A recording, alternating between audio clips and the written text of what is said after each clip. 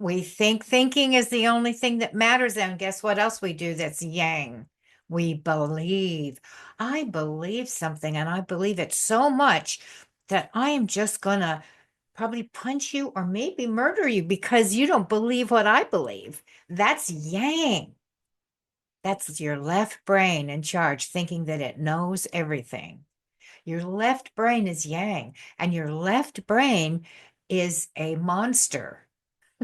It's a predatory monster. And that is why psychopaths are in charge of the world now.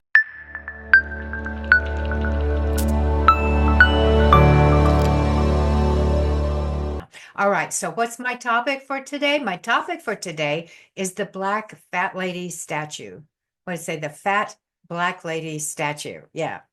I read an article by a guy on Substack, Donald Jeffries, and I like him. He's good, but he's a guy. So, I read people that I don't always agree with because um, the nuance, it's just like, what's the nuance in this? Okay. Um, the underneath part, we call that the sotto voce. What is the sotto voce of this particular ideation? What's in the underneath part? Where is the tender underbelly of this dissertation? See, that's where I go. I go to the deep underbelly. Ah, the fat lady. What's the underbelly story of the fat black lady statues dressed in ugly clothes? Just modern, ugly, nothing beautiful or, yeah, no, just, and standing like a dump, just like a dumpy dump. Now, what's going on? What's going on? All right, so I'm going to show you stuff now. All right. First, I'll show you the black lady. Here we go.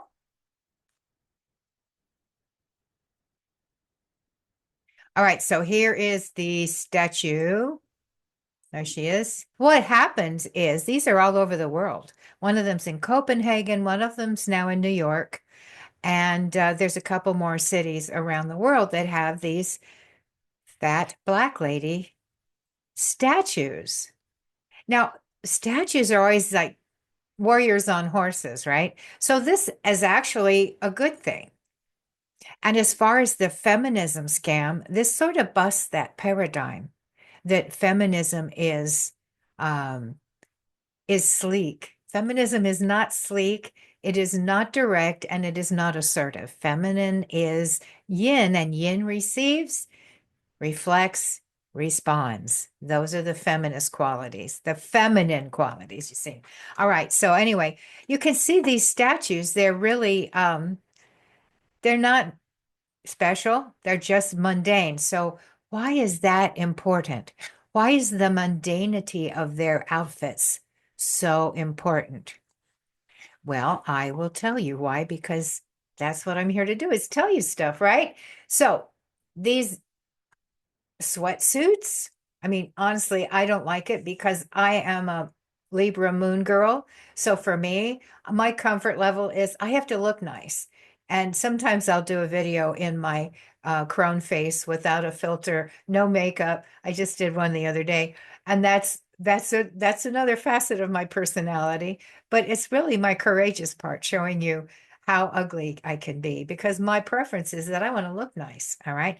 I've always said, oh, I just want to look nice so that your eyes can be happy. Not for my ego, but just I do it for you, you see, because that's the Libra. That's the Libra twist on things. Oh, I'm just doing this for your pleasure. That's how Libras work. All right. So, um, the outfits. Ugh, so bad. That's what I don't like about the coast here where I live, because everybody dresses in these hoodies and these just dumpy clothes, and everybody wears gray. The climate's gray, the clothes are gray, everything's gray. So what do? I show up in bright. Yeah. All right. So all right, the dumpy clothes are mundane, and the mundanity is feminine. Because what is it? Robert Hand said this to me on a tape. He never spoke to me in person, of course, but he's one of my idols. And he said, The physical universe is the feminine aspect of God. What does that mean? Our life, our dirty, bloody, fleshy life, ugh, that's the feminine aspect of God. It is not just. There's no just here in the world. This experience is sacred. This dirty, bloody flesh is the sacred, holy vessel for the Holy Spirit, the masculine yang energy that enlivens and vitalizes. Either one of those two sides cannot exist without coming together in this moment, in this vortex. So what is the dumpy outfit? It's the fleshy thing, okay? It's the mundane part. If you feel as if you aren't satisfied in your life because it's not sparkly enough, the way the gurus and the yogis and all the smarty pants spiritual dudes, some ladies, what they all say is get into this moment and enjoy the dirty, fleshy stuff. Honor it. All right. So I personally think when I first saw this statue, of course, I'm just like everybody else. I fell for the idea that, oh, that's dumpy, ugly. It's not special. Well, because why? Because we have decided that our living bodies are not special, that they are unholy, and that the world that we live in is unholy and unspecial. And this is the sin of monotheism. Back to my core issue, which I just cannot let go of. All right, so these are the ladies. Now let's get more to the story. I have more to the story. Here we go. The Black Madonnas are all over Europe. When the Christians came, they made paganism bad and wrong. And so they took their dark goddesses and just interpreted through the Virgin Mary icons. And so, they were just, the Madonnas have, see, here's the Virgin Mary. The reason it's Virgin and Mother, the reason the Mother is a Virgin is because they've combined two archetypes into one. So as I showed you before, they've just double timed it. They've said that the Virgin, which is this Venus, is the mother. So they're combining that. So Virgin is the maiden, right?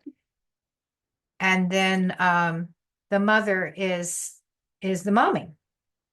So the Virgin is pre-motherhood and the mother is motherhood. Anyway, so you see what they do. But now they had the dark goddess, and those were the snake handlers, and gotta have some coffee. They were the snake handlers and all that sort of thing. They're also the Kali in the Hindu, and all these dark lady images. This is about death. Why? Because the physical universe has its cycles of birth and death, and everybody's afraid to die. So, we kind of like push that away out of our consciousness. We don't want to meditate on our death every day, which is what the monks do. Anyway, the text here says the Black Madonnas could similarly signify an association with earth and nature, which made them accessible to the peasant people who invoked their intercession. Seeds germinate within the earth and make renewal possible. Hence, blackness is associated with fertility because soil is black. But black is also connected with wisdom and esoteric knowledge. Black Madonnas are particularly seen to possess hermetic knowledge and powers of wonder working. Making new people is pretty amazing, right? Some suggest that the blackness of these Madonnas was the result of the figures being made from woods of ebony or cedar to represent their antiquity and origins in the Holy Land, and thus their antiquity. In fact, color was relevant as a symbolic category in early Christianity. In this symbolic sense, blackness is interpreted as a metaphor of grief, but can also signify Mary as the crucible through which the Christ assumed material form. Hello, the vessel. Why did these icons multiply during the 11th and 12th centuries?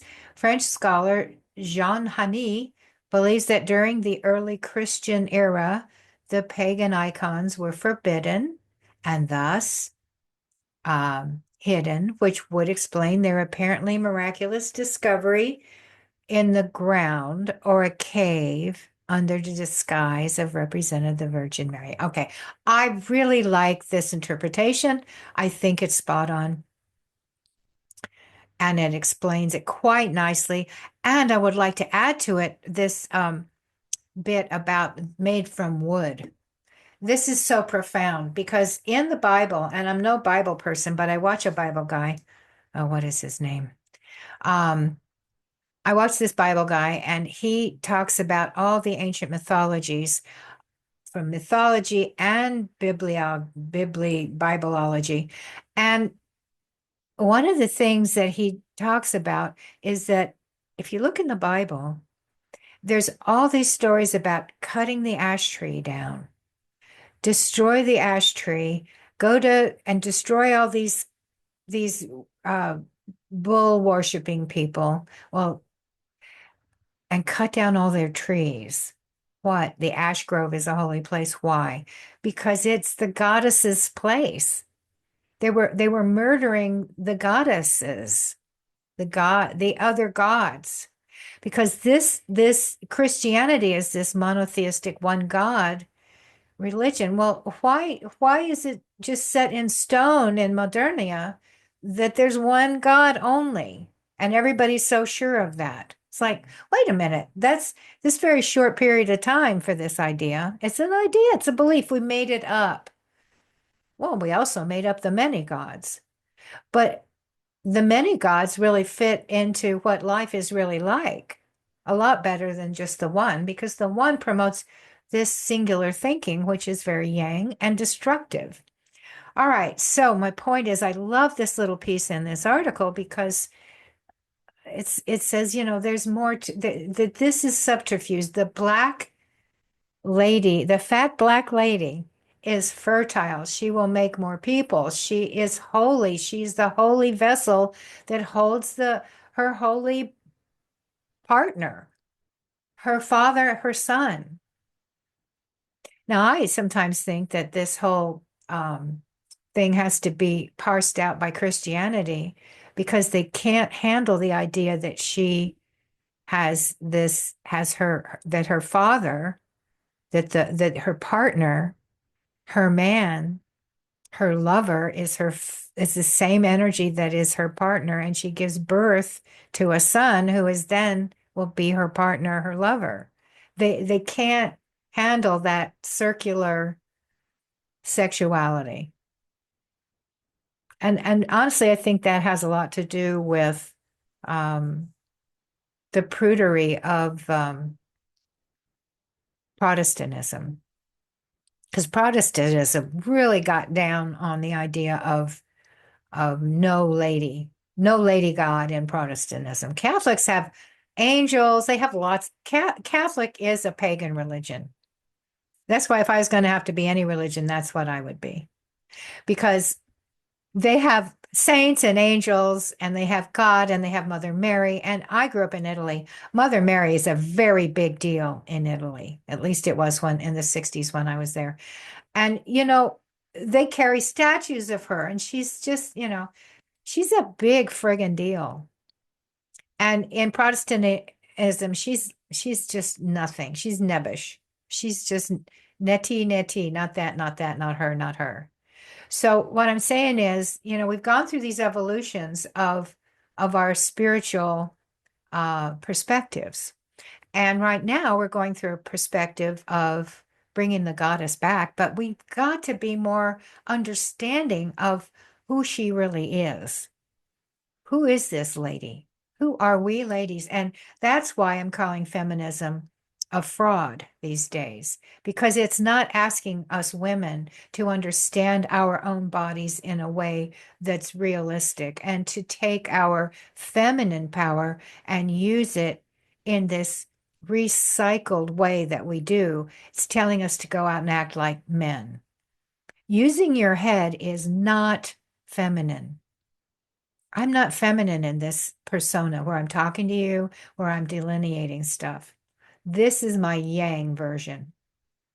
When I'm doing my femininity work, which I do a lot, I am in my cups. I am deep in my center. I'm sad. I am dramatic. I'm feeling, I'm, and I'm singing sad songs and I'm dancing around and wiggling my body and feeling and because the feminine aspect is the sensual experience of being.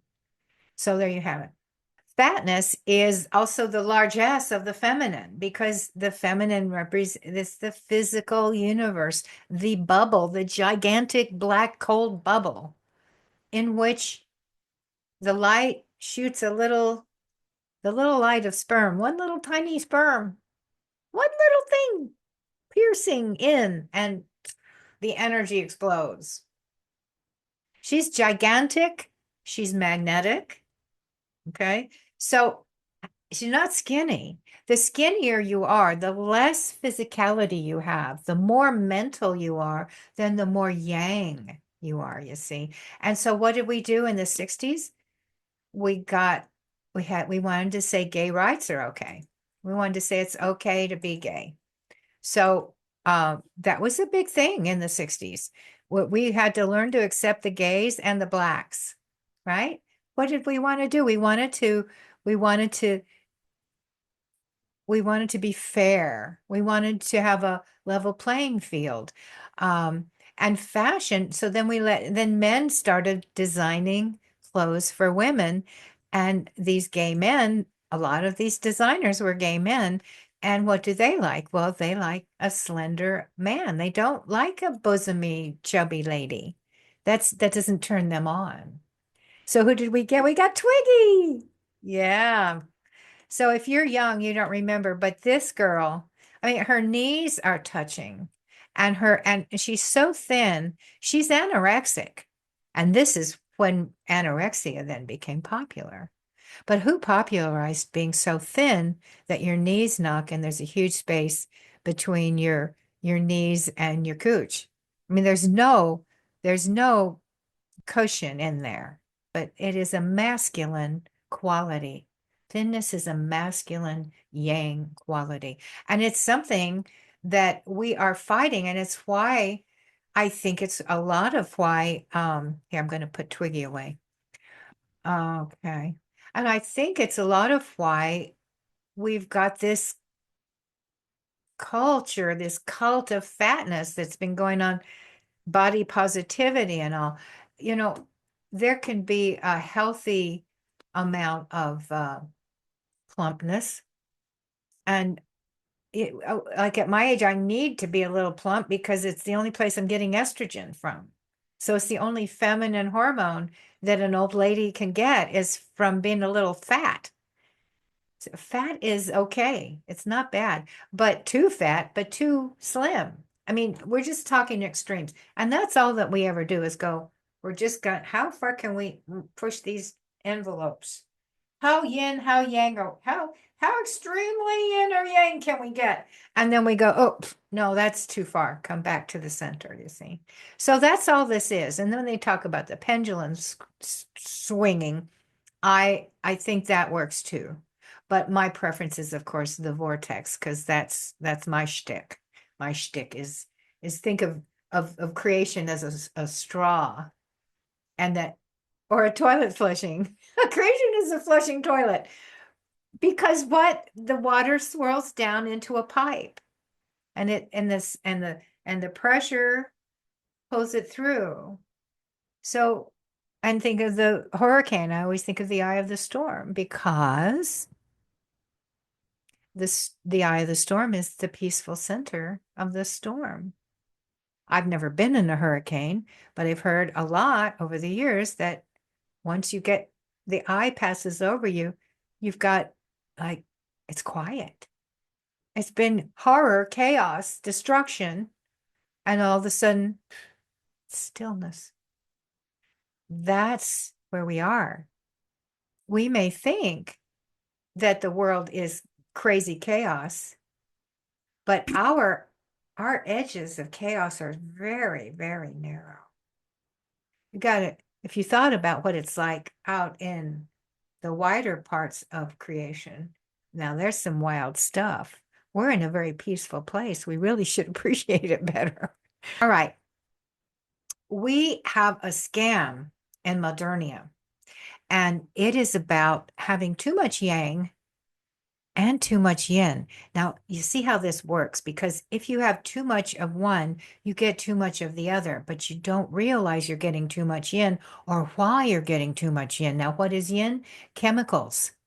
So we're all screaming about climate change, but see that, I question that, because I know there are phases that last millions of years and certainly thousands of years. So, and they're not looking at that, because what does the left brain do? The left brain just looks at a few details. It doesn't look at big pictures, because the big picture looker is the right brain.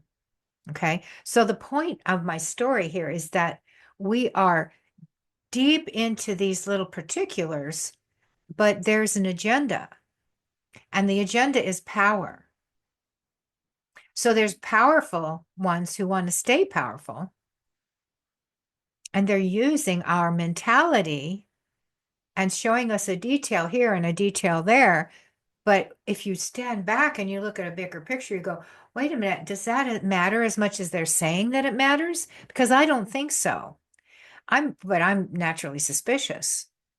I've been duped so many times. I'm easily duped. I've got a lot of Pisces. So I'm easily accepting, and I just want to go along. I just want to, oh yeah. Oh, me for sure. I get it. I'm in that club. Oh yeah, I'll go there. And it's like I go there and I'm like, oh no, maybe not. They didn't see this part or this part or that part. Point being, that's what Yang does. It just sees these parts. And it's like a kid who takes the typewriter apart and can't put it back together. So that's what we're doing with the world now. So my point of having these extremes of yin and yang, too much thinking, too much part specificity, too much parting. And what do you get? Well, you get too much yin, but what does yin do? Yin is subtle, dark, subversive. This is what we don't learn about ourselves as women and as men. I mean, men have yin parts. Men have a body. All bodies are yin. They're containers. All containers are yin. Did you know that? Right. So what's the real issue with torturing Mother Earth? Poison, chemicals, poisoning, murder, but not, there is murder of I'll just kill you, bomb you, stab you. But there's this insidious, dark murder, this revenge, this deep poisoning, because the lady is not strong enough to attack you. The lady will kill you when you're sleeping. She will poison you in your sleep. Poison in the air. That's what gossip is. Poison in the air. So what are we doing? I don't see any bugs anymore. Now, you might think there's plenty of bugs, especially if you're young. But when I was young, there were a lot more bugs. I'm just saying. Trust me. 75 years, I can see the difference of bugs. All right. So the feminine, what I'm trying to say, is subtle. It responds. The yin responds. So if there's too much yang thinking, specificity, picking and targeting of things, and also what does yang do? I and knowledge, and I know this and I'm right. If there's too much of that, the backlash of that, oh, where'd my light go? Come back, light. Oh, well. The backlash of all that overthinking is these subtle responses that are poisonous. That's why it's so dangerous to misinterpret the feminine. I think that's what bothers me the most about it is that um the feminine scam, right? Because femininity, they're telling us to only be aware of the top part of our iceberg. Just, you know how an iceberg, the little tip is out of the water, but underneath is this huge bolus of ice. They're telling us to ignore the bolus of ice and just be aware of our assertive parts. I was in a class the other day with my people, and very, very lovely. We have really good discussions and stuff in the classes. And I'm doing this. And she says, oh, well, see, you're charming, you're lovely, and you're doing you're charming. I'm like, and she's like, that's you're feminine, you're so charming. It's like, no, charming is yang. I'm in my yang persona right now. I am decorated, I am presentable, I am thinking, I am targeting, and I am asserting. I'm assertive, I'm confident. Those are yang. The problem that we're having is we've told women to be charming, assertive, and all the yang qualities, and we've told men to not be that. So they're all just shrinking back. But see, men don't know they're men. How can they understand the cold, dark, icy part of the iceberg? Not so much. We hurt the men when we take their roles. Now, it's true that men have taken the yin roles of the grandmother. Saturn has been completely appropriated over the millennia by men. But that's for another video. Saturn is not father time, it's mother time, just in case you were wondering where I'm going with that. But I've got other videos about that too. All right, that's enough. That's plenty. Your attention span is probably, mine certainly is. My attention span is now broken. I've said enough. Please like me, like my stuff. Please subscribe and go to my Substack. Blah, blah, blah. Really like it when you do that. If you like what I'm saying, if you think I'm saying important things, not because I'm so smart, but because the gift I've been given is these experiences that I've had. That's why. Because if I share these with people, maybe, just maybe, it will make a difference in the world. Thanks.